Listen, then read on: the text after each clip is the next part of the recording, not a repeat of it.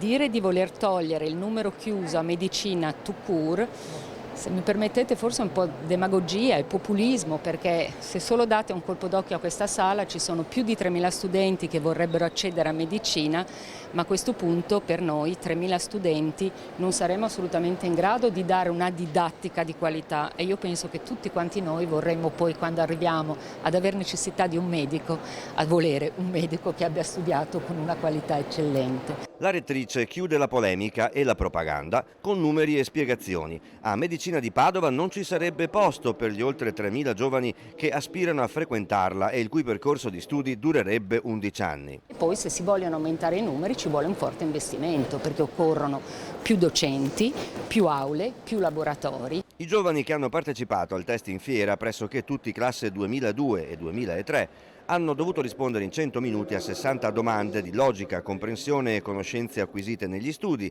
biologia, chimica, fisica e matematica. Tornando al numero chiuso, al Bo ricordano che è il Ministero a stabilirlo.